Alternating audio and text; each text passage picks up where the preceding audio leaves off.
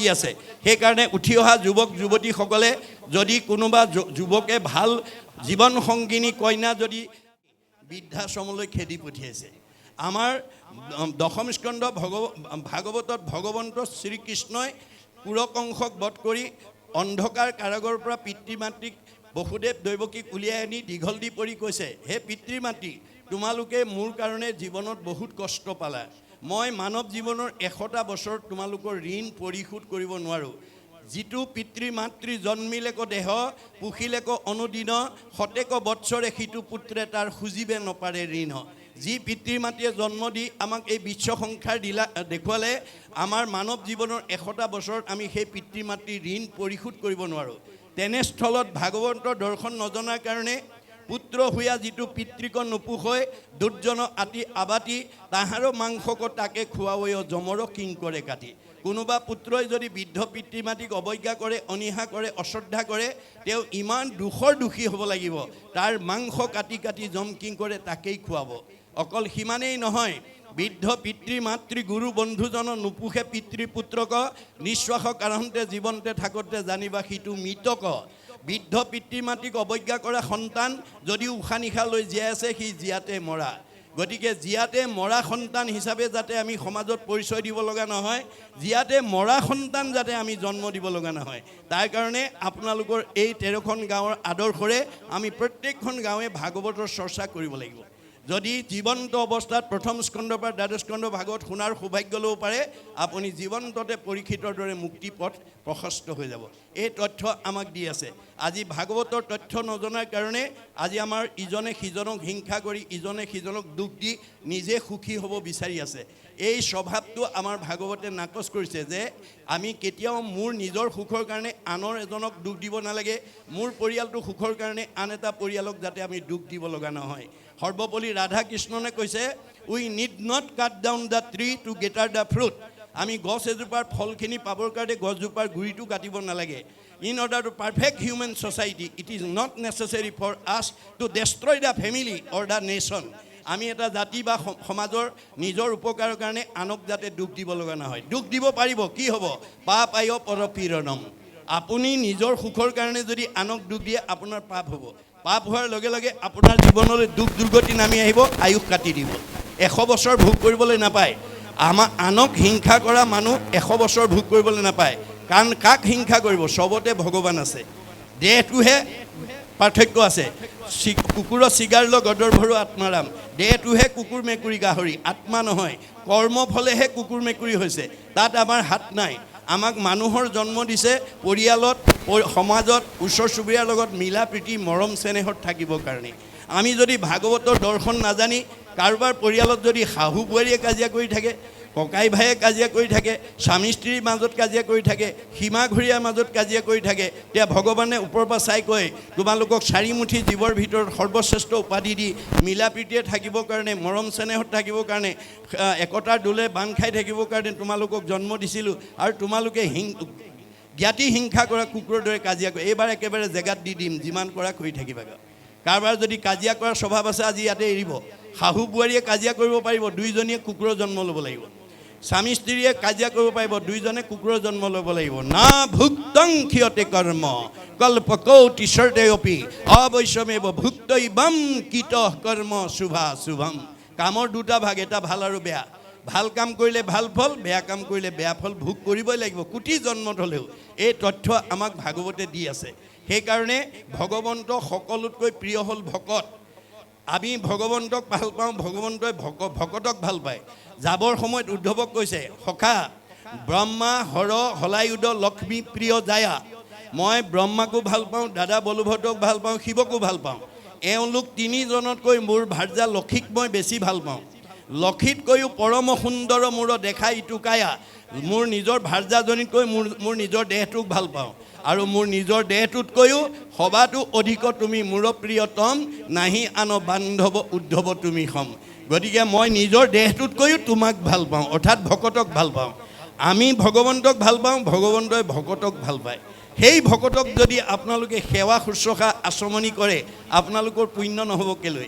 এই 5 দিনৰ কাৰ্যসূচী সফল ৰূপায়ণ কৰিবৰ কাৰণে যিসকল যুৱক যুৱতী, আই মাতৃ, বাপ বৈষ্ণৱে কায়িক মানসিক বৌদ্ধিক আৰ্থিক ত্যাগ কৰি এটা খোজ আগবঢ়াই দিছে এই 5টা দিনৰ কাৰ্যসূচী সফল ৰূপায়ণৰ কাৰণে। তেওঁলোকৰ প্ৰতিটো খোজৰ মূল্য হ'ব পদে পদে অশ্বমেধ ফলং প্ৰাপ্নোতি নিত্যস্য। ভগৱন্তে কৈছে মোৰ কামত যদি এটা খোজ দিব পাৰা তোমাৰ প্ৰতিটো খোজৰ মূল্য হ'ব এটা এটা অশ্বমেধ যজ্ঞৰ সমান পুণ্য, অক্ষয় পুণ্য। মই মানে তৃণমূল এটা আত্মা, মই মানে পৰিয়াল, মই মানে সমাজ, মই মানে অনুষ্ঠান, মই মানে প্ৰতিষ্ঠান, মই মানে দল, মই মানে সংগঠন, মই মানে জড়জগত, মই মানে জীৱ জগত, মই মানে নিখিল জগত। অহমে বাস্য মে অগ্ৰে ন অন্যত সৎ অসৎ পৰম প্ৰচ্ছাদ অহম যু এতৈশ্য যু অৱশিষ্টতে সুস্য অহম। আদিত মই, মধ্যত মই, শেষত ময়েই থাকিম। তুমি দেখা জগতখন মিছা, জগত মিথ্যা, ব্ৰহ্ম সত্য, ব্ৰহ্মহে সঁচা। ব্ৰহ্ম কি? জীৱ ব্ৰহ্ম এব কেৱলম, জীৱই ব্ৰহ্ম। আমি দৈনন্দিন জীৱনত ৰাতিপুৱা শুই উঠাৰ পৰা গধূলা খোৱালৈকে পাৰিলে কোনো এটা আত্মাক পাৰে, পৰিয়ালক পাৰে, সমাজক পাৰে, অনুষ্ঠানক পাৰে, প্ৰতিষ্ঠানক পাৰে, দলক পাৰে, সংগঠনক পাৰে, দহৰ উপকাৰৰ কামত আত্মনিয়োগ কৰিব। তেতিয়াহ'লে আমাৰ এই শৰীৰটো ধৰাৰ সাৰ্থকতা হ'ব। পৰোপকাৰায় ইদম শৰীৰম। ভগৱানে আমাক এই শৰীৰটো কিহৰ কাৰণে দিছে? পৰৰ উপকাৰ কামত ব্যৱহাৰ কৰিবৰ কাৰণে। এই আদৰ্শৰে আমি যদি উঠি অহা প্ৰজন্মক আগুৱাই নিব পাৰোঁ তেতিয়া সেই গাঁওখন, সেই সমাজখন, সেই পৰিয়ালটো ভগৱানৰ প্ৰিয় হ'ব। ভগৱানে কাক ভাল পায়? ভকতক ভাল পায়। গতিকে আমি প্ৰত্যেকেই ভকত হ'বলৈ যত্ন কৰিব লাগিব। ভকত হ'বলৈ কাৰণে চেলেং গামোচাখন কাণত দিলে নহ'ব। আমি মানে কলি যুগৰ মানুহ হৈ পেলাই ভগৱন্তৰ হাজাৰটা নামৰ পৰা এটা নাম যদি আপোনাৰ পৰিয়ালৰ কোনোবা সদস্যৰ মুখত নিশ্চিত হয়, হৰি নাম ঘোষি কলি যুগত নিশ্চয় হুইবেক লোক ভকত। ভগৱন্তৰ হাজাৰটা নামৰ পৰা এটা নাম যাৰ মুখত নিশ্চিত হ'ব, 1000 এফাকি ঘোষাৰ পৰা যি এফাকি ঘোষা গাব পাৰিব সেইজনেই ভকত। আৰু যাৰ মুখত 1000 নামৰ এটা নাম মুখত নাহে, 1000 এফাকি ঘোষাৰ পৰা এফাকি ঘোষা যাৰ মুখত নাই, সেইটো কি বুলি কৈছে? কদাচিতো নলৱৈ মোহৰ নাম যশ, জানিবা অৰ্জুন সিটো মনুষ্য ৰাক্ষস। আপোনাৰ যাৰ মুখত ঈশ্বৰৰ নাম নাই, ঈশ্বৰৰ কথা নকয়, নুশুনে, সেইটো দেখাতহে মানুহ, স্বভাৱত ৰাক্ষস। সেই গুণৰ বিশিষ্ট জীৱবিলাক কিহৰ কাৰণে জীয়াই থাকে? দাৰ্শনিক পণ্ডিতে কৈছে ঈশ্বৰৰ নাম মুখত নথকা মানুহবিলাক খাবলৈ জীয়াই থাকে। আচলতে আমি জীয়াই থাকিবলৈ খাব লাগে। Live to eat but no' eat to live. আমি জীয়াই থাকিবলৈ খাব লাগে, খাবলৈ জীয়াই থাকিব নালাগে। এই দৰ্শনটো নজনাৰ কাৰণে আজি আমাৰ সমাজত খাবলৈ জীয়াই থকা মানুহৰ সংখ্যা বেছি। জুতিয়ে বুদ্ধিয়ে দিলেই ভাল, নহ'লেই কাল। যাৰ কাৰণে লক্ষী স্বয়ম্বৰত লক্ষীয়ে তেনেকুৱা গুণবিশিষ্ট ৰজাক নাকচ কৰিছে। কাক? দৈত্যগুৰু শুক্ৰাচাৰ্যক। দৈত্যগুৰু শুক্ৰাচাৰ্যৰ ওচৰলৈ লক্ষী গৈ কৈছে, জানো দৈত্যগুৰু শুক্ৰ হুন্ত মহাজ্ঞানী, তথাপি নেৰন্ত সংগ লোভাবিষ্ট প্ৰাণী। দৈত্যগুৰু শুক্ৰাচাৰ্য এজন জ্ঞানী মানুহ বুলি মই জানো, কিন্তু বৰ লোভিয়া। লোভিয়াতো পৰে সংসাৰত নাহি মন্দ, জুতি খাইবে নপাইলে লগাইবে নিতে দণ্ড।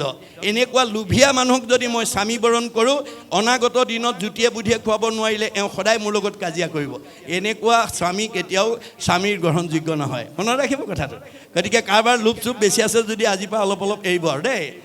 আমাৰ মানে পৰশুৰামৰ ওচৰলৈ গৈ গৈছে, আচন্ত পৰশুৰাম হুন্ত ধৰ্মমতী, একোৱে প্ৰাণীত টান নাহি মিত্ৰৱতী। পৰশুৰাম এজন ধাৰ্মিক মানুহ হয়, কিন্তু কাৰো প্ৰতি মৰম নাই। ইহাংক বৰিলে মূৰ নৰৈব অৱস্থা, নিৰ্দয় পুৰুষে নুবুজয় দুখ বেথা। যে এনেকুৱা মৰম নাইকিয়া স্বামীক যদি মই স্বামী বৰণ কৰোঁ, ভৱিষ্যতে মোৰ কিবা দুখ কষ্টৰ কথা, ভাৰ্যাৰ দুখ কষ্টৰ কথা মৰম নাইকিয়া স্বামীয়ে উপলব্ধি কৰিব নোৱাৰিব। গতিকে এওঁ কেতিয়াও মোৰ স্বামীৰ উপযোগী হ'ব নোৱাৰে। গতিকে কাৰোবাৰ মৰম কমি আছে যদি আজিৰ পৰা অলপ বঢ়াব দেই, কাৰণ মৰম নাইকিয়া স্বামীক ভাৰ্যাই কেতিয়াও ভাল নাপায়। গতিকে ভাৰ্যাৰ প্ৰিয় হ'বলৈ হ'লে স্বামীৰ মৰম থাকিবই লাগিব। এনেধৰণে মানে দুৰ্বাসাক খঙাল কাৰণে নাকচ কৰিছে, আৰু মানে বিধাতা ব্ৰহ্মাক অতি কামুক কাৰণে নাকচ কৰিছে, আৰু ইন্দ্ৰক অতি ভয়াতুৰ কাৰণে নাকচ কৰিছে, চাৰি সিদ্ধক ব্ৰহ্মজ্ঞানী আসক্ত শূন্য কাৰণে নাকচ কৰিছে। এনেকৈ বেয়া গুণবিলাক নাকচ কৰি কৰি অৱশেষত মানে বিষ্ণু স্বৰূপ বৰক মাল্য প্ৰদান কৰিছে। এই তথ্য আমাক ভাগৱতে দি আছে।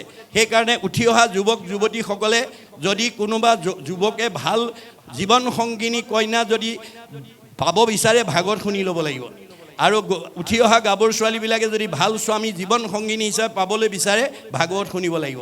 ভাগৱতৰ বিনা জীৱনশৈলীৰ পথ আমি কোনেও মানে আৱিষ্কাৰ কৰিব নোৱাৰিম। গতিকে ভাগৱতত আমাৰ সকলো জীৱনশৈলী জীৱন পদ্ধতিৰ নিয়মবিলাক দিয়া আছে। সেইকাৰণে মই এই আপাহতে আহ্বান জনাইছোঁ। আৰু তাৰপিছত কৈছে আছিলন্ত শান্ত এক দ্বিজ মহাজন কৃষ্ণৰো পৰম প্ৰিয় ভকত শোভন। সেই মিথিলা নগৰত এজন বিপ্ৰ আছিল, জিদিৰ আছিল, ব্ৰাহ্মণ আছিল। তেওঁ কি বুলি কৈছে যে তেওঁ মহাজন, তেওঁ এজন শান্ত প্ৰকৃতিৰ মানুহ আৰু তেওঁ মানে কৃষ্ণৰো পৰম প্ৰিয় ভকত শোভন। আপুনি যদি ঈশ্বৰৰ প্ৰিয় হ'ব পাৰে আপোনাৰ চেহেৰা ভাল হ'বই, আপোনাৰ মন আনন্দত থাকিবই, আপোনাৰ পৰমায়ুস বাঢ়িবই। মনত ৰাখিব কথাটো, আপুনি ঈশ্বৰৰ প্ৰিয় হ'ব লাগিব। আৰু ঈশ্বৰৰ প্ৰিয় হ'বলৈ হ'লে আমি কি কৰিব লাগিব? যিটো নাম লয় হৰি তাৰ হয়, ই কোনো ৰহস্য বৰে। আপুনি ঈশ্বৰৰ প্ৰিয় হ'বলৈ হ'লে ঈশ্বৰক আপোনাৰ ঘৰত ৰাখিব লাগিব। ঘৰ দুখন, এখন আমাৰ এই মনুষ্য দেহটোকো ঘৰ বুলি উদ্ধৱক চিনাকি কৰি দিছে। মোহৰ সেৱাৰ যোগ্য মনুষ্য শৰীৰ ইহাকে বুলিয়ক গৃহ জানা মহাবীৰ। এইখন এখন ঘৰ। প্ৰথম আপুনি এইখন ঘৰত কৃষ্ণক ৰাখিবলৈ হ'লে কৃষ্ণৰ নাম ল'ব। সেই হৰি জানা নিষ্ঠ কৰি নামৰ সংগ নচাৰন্ত হৰি। আপোনাৰ লগত কৃষ্ণ চৈতন্য হৈ আছে নে জড় হৈ আছে আপুনি ভাগৱত শুনিলে বুজি পাব। যাৰ কৃষ্ণ চবতে আছে কিন্তু কাৰোবাৰ ঘৰত জড় হৈ আছে। আৰু জ্বৰৰ অৱস্থাত থকাসকল জীয়াতে মৰা বুলি কৈছে। সেইকাৰণে কপিলে মাকক কৈছে, মা তুমি জীয়া মানুহ দৰে থাকিবলৈ চেষ্টা কৰিবা। মাকে কৈছে, বোপাই মৰা মানুহ আছে নেকি? মা মৰা মানুহৰ সংখ্যাই পৰিয়ালত, সমাজত, পৰিৱেশত বেছি। কোনবিলাক মৰা মানুহ? সাধুৰ সংগে কৃষ্ণ কথা নুশুনে যি নৰ, জীৱন্ততে মৰা সিটো অধম পামৰ। আজিৰ দৰে সাধুৰ সংগত আহি মনত আনন্দ লগা কথা যি নুশুনে সি মনত বেয়া লগা কথাই শুনিব লাগিব। গতিকে ভগৱন্তৰ সৃষ্টিত দুটা, এটা ভাল এটা বেয়া, এটা দিন এটা ৰাতি, এটা পোহৰ এটা আন্ধাৰ, এটা ভক্তি এটা মায়া। তপ্তু বটুম দুটাৰ ভিতৰতে আমাৰ জীৱক লৈ আনন্দ কৰি আছে। গতিকে আজিৰ দৰে মন ভাল লগা কথা শুনিবলৈ যি নাহে সি মন বেয়া লগা কথাই শুনিব লাগিব। যাৰ মনটো বেয়া লাগি থাকে সি জীয়াতে মৰা।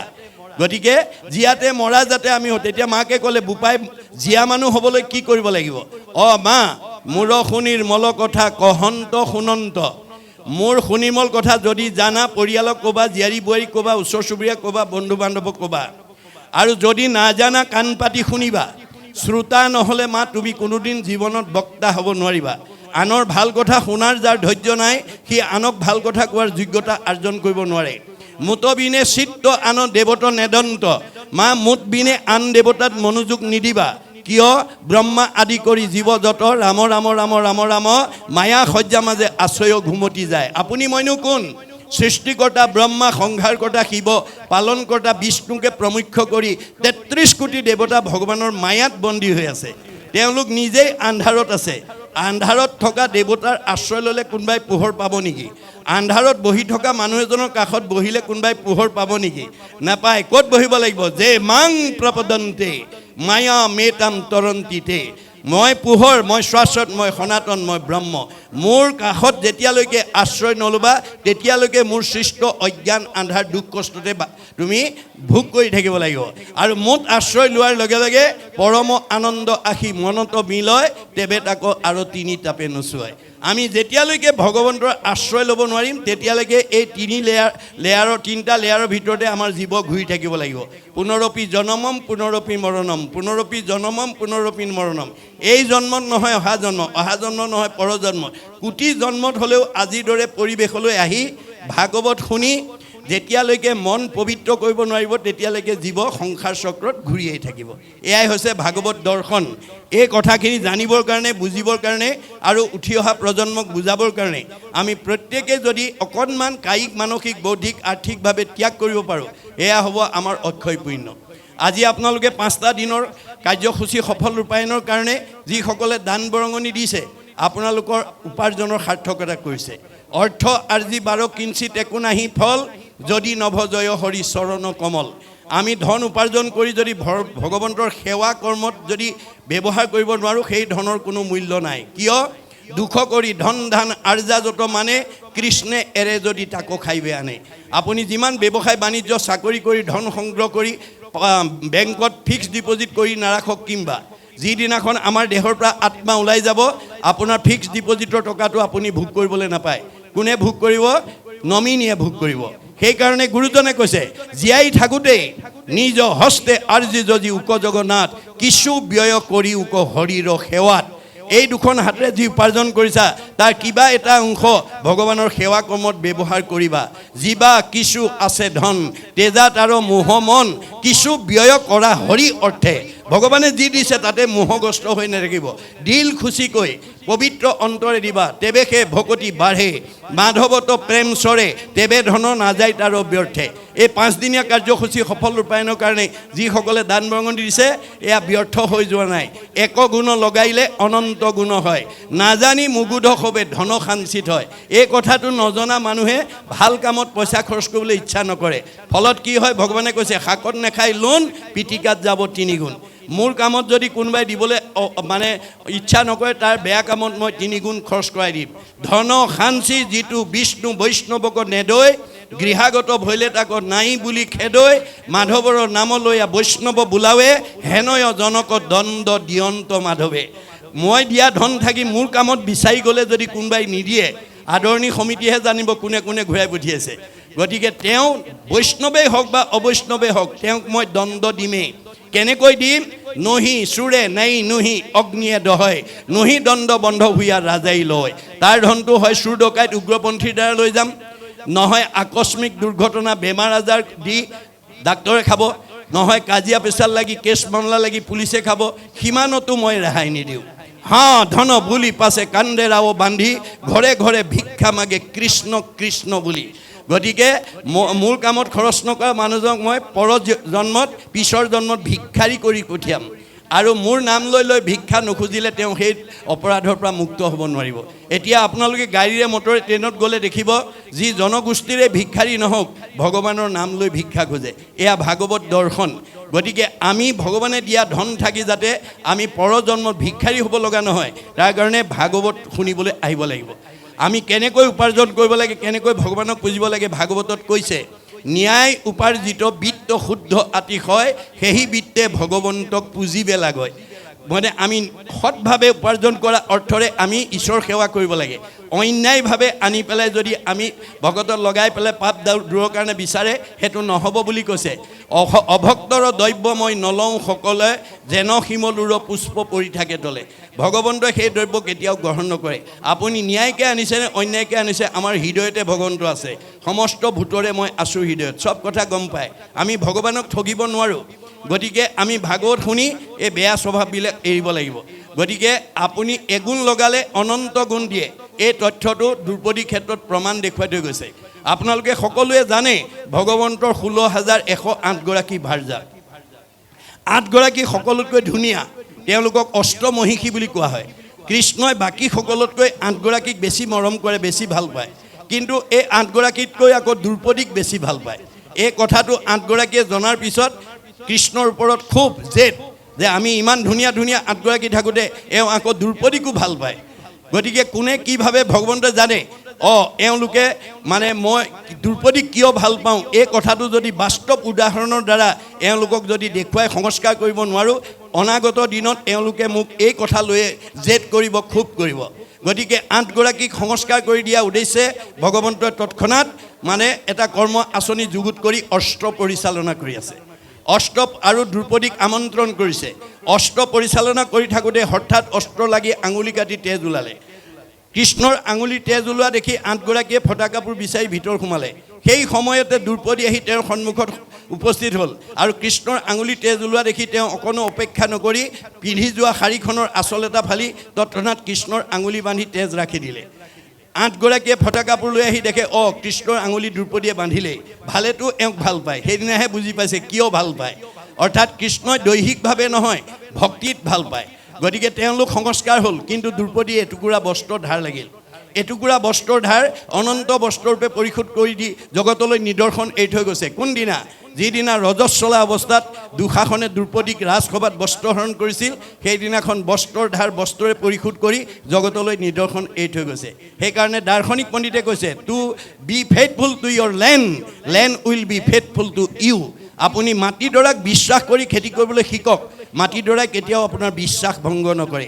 আপুনি ভগৱানক বিশ্বাস কৰি কৰ্ম কৰক ৰাখে হৰি মাৰে কোনে মাৰে হৰি ৰাখে কোনে হৰিয়ে নাৰাখিলে জৰিয়ে ৰাখিব নোৱাৰে এই সুদৃঢ় বিশ্বাস প্ৰহ্লাদৰ দৰে আমি যাতে হৃদয়ত প্ৰতিষ্ঠা কৰি আমি ভগৱানত বিশ্বাস ৰাখি যাতে কৰ্ম কৰি যাওঁ ভগৱানক বিশ্বাসী কৰ্ম কৰিলে আপুনি ফলৱৰ্তী হ'বই যত ধৰ্ম কৰ্ম কৰা কৃষ্ণত অৰ্পণ তেবে অপ্ৰয়াসে সিজিবেক প্ৰয়োজন সকলো প্ৰয়োজন আমাক সাধন কৰিব মাত্ৰ নিয়মবিলাক আমি ভাগৱতৰ পৰা আমি বুটলি নি নিজৰ লগতে পৰিয়াল সমাজক যাতে আমি বিলাই দিব পাৰোঁ তাৰ প্ৰতি আমি গুৰুত্ব দিব লাগিব তাৰপিছত কৈছে নামে শ্ৰুতদেৱ মহাজনত প্ৰখ্যাত শ্ৰৱণতে ঈশ্বৰকো কৰিলা সাক্ষাৎ সেই মিথিলাৰ যিজন দুখীয়া মানুহ সেইজনে কৃষ্ণৰ কথা শুনিয়েই কৃষ্ণক সাক্ষাৎ কৰিবলৈ সক্ষম হ'ল গতিকে এই তথ্যটো আমাক আমাৰ ব্ৰজধামৰ গোপীসকলৰ ক্ষেত্ৰত আমাক দেখুৱাই থৈ গৈছে আপোনালোকে জানে কুৰকংশক বধ কৰিবৰ কাৰণে অসুৰে যেতিয়া কৃষ্ণ বলৰামক ব্ৰজধামৰ পৰা আনিবলৈ গৈছিল ব্ৰজৰ গোপীসকলে পঠাব খোজা নাছিল কিন্তু অসুৰে ক'লে হে গোপী সমস্ত কুৰকংশৰ অত্যাচাৰত মথুৰাবাসী ত্ৰাহি মধুসূদন দেখিছে কেইটামান দিনৰ কাৰণে কৃষ্ণক মোক দিয়া কংশক বধ কৰাৰ পিছতে তোমালোকৰ ইয়ালৈকে আকৌ ঘূৰাই পঠিয়াম অৱতা কৰি কৃষ্ণ বলৰামক পঠালে ধনুযজ্ঞ ভংগ কৰি কৃষ্ণ মানে কংশক বধ কৰিলে কিন্তু গকুললৈ আৰু ঘূৰি নগ'ল যাৰ কাৰণে গকুলৰ ব্ৰজসকলে কৃষ্ণৰ বিৰহত কান্দি কান্দি খোৱা বোৱা এৰি হিয়ালি জিয়ালি হৈছে ভগৱন্ত সকলোৰে হৃদয়তে আছে কোনে কি কৰে চব জানে উদ্ধৱক মাতি আনি ক'লে সখা তুমি অকণমান গকুললৈ গৈ ব্ৰজ গোপীসকলক প্ৰভূত দি থৈ আহা তেওঁলোকে মোৰ বিৰহত বেদনাগ্ৰস্ত হৈ কান্দি কাটি খোৱা বোৱা এৰিছে মই যে তেওঁলোকৰ লগতে আছোঁ সেই কথাটো বুজাই থৈ আহা কৃষ্ণৰ নিৰ্দেশনাত উদ্ধৱ গ'ল ব্ৰজধামত পোৱাৰ লগে লগে গোপীসকলে বেৰি কৃষ্ণৰ বাৰ্তা লয় কিয় অহা নাই কিয় নাহে কিয় ইত্যাদি ইত্যাদি তেতিয়া উদ্ধৱে ক'লে হে গোপীসকল তোমালোকে যিজন কৃষ্ণৰ কাৰণে ইমান হিয়াকুল ব্যাকুল হৈ আছা তোমাৰ দেখোন সকলোৰে হৃদয়তে তেওঁ বিদ্যমান হৈ আছে বোলে কেনেকৈ যেনেকৈ সকলো কাঠতে অগ্নি সোমাই আছে উপমা দিছে সমস্ত কাষ্ঠতে অগ্নি আসন্ত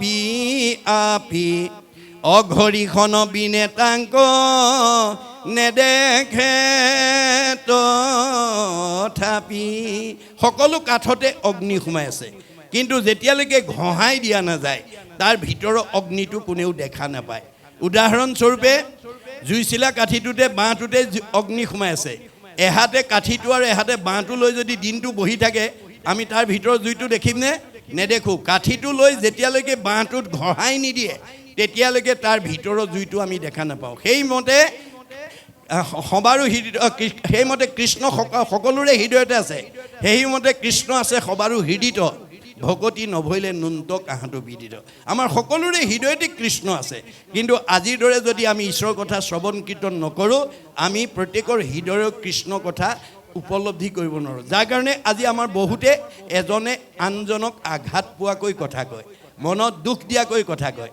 গতিকে আমি যেতিয়া কৃষ্ণ সকলোৰে হৃদয়তে আছে বুলি জানিম সেইদিনা আৰু আমাৰ সেই ব্যৱহাৰ তেনেকুৱা নহ'ব গতিকে আপোনালোকে যদি আজিৰ দৰে শাস্ত্ৰ ভাগৱত শুনিবলৈ আহি শাস্ত্ৰ ভাগৱতৰ কথা যদি আপোনালোকে প্ৰত্যেকেই উপলব্ধি কৰি পৰিয়াল সমাজক উপলব্ধি কৰাব পাৰে তেতিয়াহ'লে ইয়াতেই আমাৰ বৈকুণ্ঠৰ সুখ স্বৰ্গৰ ভোগ হ'ব আপুনি শত্ৰুৰ পৰা মুক্ত হৈ যাব আমাৰ ভাগৱতে কৈছে শাস্ত্ৰ অনুবৰ্তী শত্ৰু নুহি উত্তপন যি মানুহে শাস্ত্ৰ শুনে আৰু পঢ়ে তাৰ কোনো শত্ৰু থাকিব নোৱাৰে কিয় তেওঁ ব্যৱহাৰ কৰিব জানে আমাৰ ব্যৱহাৰ কৰিব নজনাৰ কাৰণে আজি আমাৰ বহুত সমাজত মানুহ কোনোবা বিদ্যাৱন্ত কোনোবা ধনৱন্ত সম্পদশালী জ্ঞানী হয় কিন্তু সমাজে বেয়া পায় কিয় ব্যৱহাৰ কৰিব নাজানে আমাৰ ব্যৱহাৰ কেনেকুৱা হ'ব লাগে ভাগৱতে কৈছে সমানত মৈত্ৰী উত্তমত সতকাৰ দৰিদ্ৰত দয়া কৰিবেক বাৰম্বাৰ আমাৰ আচৰণটো কেনেকুৱা হ'ব লাগে মোতকৈ বয়সত জ্যেষ্ঠজন মানে জ্ঞানৰ জ্যেষ্ঠই হওক বা বয়োজ্যেষ্ঠ হওক তেওঁক মই সন্মান কৰিবলৈ জানিব লাগে সমানজনক বন্ধু ব্যৱহাৰ কৰিবলৈ জানিব লাগে আৰু নিজজনক মৰমৰ চকুৰে চাব জানিব লাগিব এই তিনিটা ব্যৱহাৰ নজনা মানুহ কেতিয়াও সমাজৰ প্ৰিয় হ'ব নোৱাৰে সমাজে যাক বেয়া পায় ঈশ্বৰেও তাক বেয়া পায় গতিকে আমি ঈশ্বৰৰ প্ৰিয় হ'বলৈ হ'লে সমাজৰ আমি প্ৰিয় হ'ব লাগিব এই কথা আমাক ভাগৱতে দি আছে আজি আমাৰ এই ব্যৱহাৰৰ কাৰণে আজি আমাৰ সমাজত বিশৃংখল হৈ থাকে, ব্যৱহাৰ কৰিব নজনাৰ কাৰণে। গতিকে আমাৰ ভাগৱতে ব্যৱহাৰ কৰিবলৈ দিছে আৰু আমাৰ ভাগৱতত নিয়ম বান্ধি দিছে। আমাৰ এই জীৱনটো সুন্দৰভাৱে মানে কোনো বেমাৰ আজাৰ নোহোৱাকৈ সদায় আনন্দত থাকিবৰ কাৰণে আমাক 8টা সদাচাৰ নিয়ম ভাগৱতে বান্ধি দিছে। 8টা সদাচাৰ নিয়ম যি জানিব, বুজিব আৰু পালন কৰিব, তেওঁ আয়ুস বৃদ্ধি কৰিব পাৰিব, তেওঁ শৰীৰ সুস্থ হৈ থাকিব, মন আনন্দ হৈ থাকিব। গতিকে তেওঁ জীৱন মানে প্ৰয়াণৰ পিছত গতি পাব। এই তথ্য আমাক ভাগৱতে দিছে। কি 8 প্ৰকাৰ সদাচাৰ? কায়ৰ সদাচাৰ, বাক্যৰ সদাচাৰ, মনৰ সদাচাৰ, গমন সদাচাৰ, শৌচ সদাচাৰ, অন্ন সদাচাৰ, স্নান সদাচাৰ, শয়ন সদাচাৰ। এই 8 প্ৰকাৰ সদাচাৰ মানি চলাৰ কাৰণে শংকৰ মাধৱৰ দিনত কেইবাজনো আটা পুৰুষে তেওঁলোকৰ ওচৰতে গৈ ভাগৱত ব্যাখ্যা শুনিছিল। গতিকে ভাগৱত ব্যাখ্যা শুনাত তেওঁলোকৰ এটা চাৰিত্ৰিক বৈশিষ্ট্য আছিল। গুৰুতকৈ শিষ্য সিয়ান, খুচৰি খুচৰি লয় জ্ঞান। নজনা কথাবিলাক চব শিকি ল'লে। শিকাওঁতা মাধৱদেৱে 107 বছৰ জীয়াই থাকিলে, শিকাওঁতা শংকৰদেৱ 120 বছৰ জীয়াই থাকিলে। তেওঁলোকৰ পৰা শিক্ষা লোৱা বদলা আটাই 130 বছৰ, ৰাম আটাই 140 বছৰ, মথুৰা দাস আটাই 151 বছৰলৈ আয়ুস বঢ়ালে। গতিকে ভগৱানে দিয়া বয়স 100 বছৰ। আমাৰ প্ৰত্যেককে ভগৱানে 100 বছৰ দিছে। মনুষ্যৰ আয়ুসত বৰিষ সংখ্যাত আমাক প্ৰত্যেককে 100 বছৰ দিছে, কাকো কমাই দিয়া নাই। তৎসত্ত্বেও আজি আমাৰ বহুত উঠি অহা প্ৰজন্ম আমাৰ মাজৰ পৰা 100 বছৰ ভোগ কৰিবলৈ নোপোৱাকৈ আগতীয়াকৈ গুচি গৈছে। কিয়? ভাগৱত তেওঁলোকে নুশুনে, নপঢ়ে, নাজানে, ভাগৱতৰ নিয়ম নাজানে। গতিকে আপুনি যেতিয়ালৈকে ভাগৱতৰ নিয়ম নামানিব তেতিয়ালৈকে ভগৱানে দিয়া 100 বছৰ আমি ভোগ কৰিবলৈ নাপাম। গতিকে সেইকাৰণে আমাক 8 প্ৰকাৰ সদাচাৰ আছে। অৰ্জুনক কৈছে, অৰ্জুন তুমি জীৱশ্ৰেষ্ঠ মানুহ হিচাপে তোমাক মই জন্ম দিছোঁ। তুমি ইন্দ্ৰিয় সংযম কৰিবা আৰু মন সদাচাৰত ৰাখিবা, তেতিয়াহে তোমাৰ জীৱনৰ সাৰ্থকতা হ'ব। অৰ্জুনেতো প্ৰতিবাদ কৰিছে কি বুলি? হেন শুনি অসন্তোষ কৰন্ত অৰ্জুন, ইন্দ্ৰিয়ক বশ্য কৰি বাকো পাৰে কোনো। কাৰ খাদ্য আছে ইন্দ্ৰিয়ক বশ্য কৰিব? মনক নাই নাই, এইটো মোৰ কাৰণে কেতিয়াও গ্ৰহণযোগ্য প্ৰস্তাৱ নহয়। এতিয়া কৃষ্ণই হাঁহি পেলাই ক'লে, কৃষ্ণে বোলে সখী তুমি নকৰিবা ভয়, অভ্যাসতে ইন্দ্ৰিয় বশ্য আপুনি হয়। ভয় নকৰিবা, তুমি অভ্যাস কৰা। গতিকে আজি আপোনালোকে নিজকে সোধক, অহাৰ পৰা কঠখনত বহি আছে, যোৱাৰ সময়লৈকে বহি থাকিব। অকলে ঘৰত ইমান সময় কঠ এখনত বা চকী এখনত অকলে বহি থাকিব পাৰিলেহেঁতেন নে? নোৱাৰে। কোনে বহুৱাইছে আজি? কিয় বহিছে? এই ৰহস্য আমি ভেদ কৰিব লাগিব। আমাৰ বেদত কৈছে স্ব পৰম অনুৰক্তি ঈশ্বৰেই ভক্তি। আজি ইয়াত বহি থকা সকলে ঈশ্বৰৰ কথা জানিবৰ কাৰণে, শুনিবৰ কাৰণে, বুজিবৰ কাৰণে এটা আগ্ৰহ লৈ বহি আছে। এই আগ্ৰহে আমাক 6টা প্ৰমোচন দিব, মনত ৰাখিব।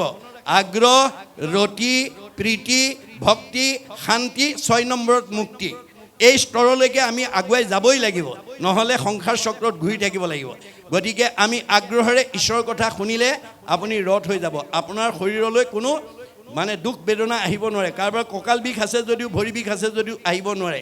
কাৰণ অৰ্জুনক কৈছে, শৰীৰত চাহি শ্ৰেষ্ঠ যত ইন্দ্ৰিগণ, ইন্দ্ৰিয়ত কৰি শ্ৰেষ্ঠ জানিবাহা মন, মনত অধিক বুদ্ধি কহিলোঁ তোমাক, সবাতো অধিক শ্ৰেষ্ঠ আত্মা বুলি যাক। আত্মাত ৰহিলে মন বিষয় উদাস, আপুনি হৈবেক নাশ কাম অভিলাষ।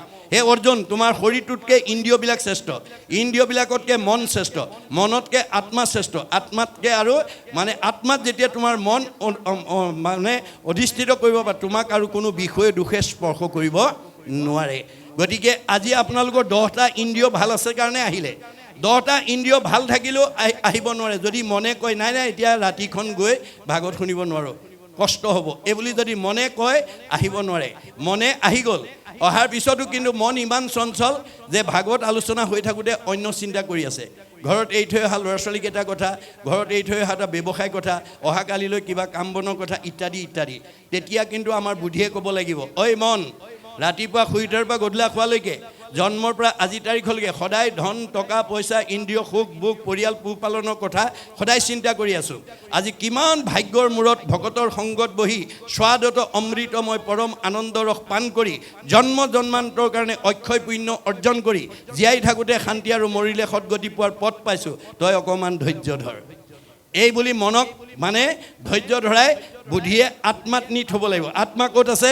উদ্ধৱক যাবৰ সময়ত কৈছে, উদ্ধৱে কৈছে প্ৰভু তুমি অকলে গুচি গ'লে নহ'ব। দেৱকাৰ্য সাধন কৰি কৃষ্ণ যেতিয়া যাব ওলাইছে উদ্ধৱে আপত্তি কৰিছে, প্ৰভু তোমাৰ লগত মোৰ 5 বছৰ বয়সৰ পৰাই নিবিড় সম্পৰ্ক, তুমি মোৰ বৰদেউতা পুত্ৰ বসুদেৱৰ ল'ৰা, মই তোমাৰ খুৰাৰ পুতেক দেৱভাগৰ পুত্ৰ মই উদ্ধৱ, বংশৰ ফালৰ পৰা তুমি মোৰ ককাই ভাই, ভক্তিৰ ফালৰ পৰা তুমি মোৰ আৰাধ্য দেৱ, গতিকে তুমি মোক অকলে এৰি থৈ গ'লে নহ'ব, তুমি মোক লগত লৈ যাব লাগিব, তোমাৰ অবিহনে মোৰ এই জগত অন্ধকাৰময়।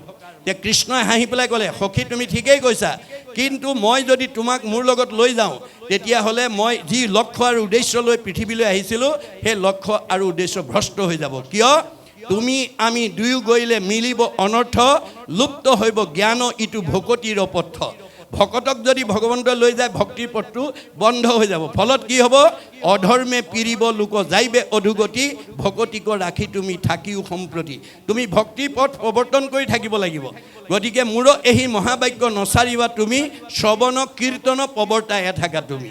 আজি 5 দিন আপোনালোকৰ উদ্যোক্তাসকলে উদ্ধৱৰ কাৰ্য কৰি আছে। ইমান আত্মাক আনি ঈশ্বৰৰ কথা শুনি জন্ম জন্মান্তৰ কাৰণে অক্ষয় পুণ্য ল'বৰ কাৰণে সুবিধা কৰি দিলে। আমাক উপকাৰ কৰাৰ কাৰণে উদ্যোক্তাসকলৰ কি হ'ব? পৰোপকাৰে পুণ্যম, তেওঁলোকৰো পুণ্য হৈ যাব। এয়া হৈছে ভাগৱত দৰ্শন। গতিকে তোমাৰ প্ৰয়োজনীয় জীৱনশৈলী, প্ৰয়োজনীয় সকলো ব্যৱস্থা মই দি থৈ আহিছোঁ। তোমাৰ কাৰণে পুণ্যভূমি প্ৰতিষ্ঠা কৰি থৈ আহিছোঁ, তোমাৰ কাৰণে তীৰ্থস্থান প্ৰতিষ্ঠা কৰি থৈ আহিছোঁ, তোমাৰ কাৰণে সত্ৰ প্ৰতিষ্ঠা কৰি থৈ আহিছোঁ, তোমাৰ কাৰণে বৈকুণ্ঠ প্ৰতিষ্ঠা কৰি থৈ আহিছোঁ, আৰু প্ৰয়াণৰ পিছত মই তোমাৰ মাজতেই থাকিম। নিশ্চয় কৰি কহোঁ শুনা সাৱধানে তুমি, ভকত যি স্থানে থাকে সেই পুণ্যভূমি। আজি আমি যদিও নামঘৰৰ তলত আছোঁ, আমাৰ বেদৰ মতে মানে আধ্যাত্মিকভাৱে আজি আমি মানে পুণ্যভূমিত আছোঁ। আৰু এই পুণ্যভূমিত ভক্তসকলে য'ত ঈশ্বৰৰ কথা শ্ৰৱণ কীৰ্তন কৰে, শ্ৰৱণ কীৰ্তন মোৰ কৰে যত্ৰ যত্ৰ, দ্বিতীয় বৈকুণ্ঠ সিটো তাকে বোলে সত্ৰ। এয়া আজি আমাৰ দ্বিতীয় বৈকুণ্ঠ, এয়া সত্ৰ। নাৰদক কৈছে নহং তিষ্ঠামি বৈকুণ্ঠে, যোগী নাং হৃদয়ে ন চ, মদ ভক্তা যত্ৰ গায়ন্তী তত্ৰ তিষ্ঠামি নাৰদ। হে নাৰদ মোক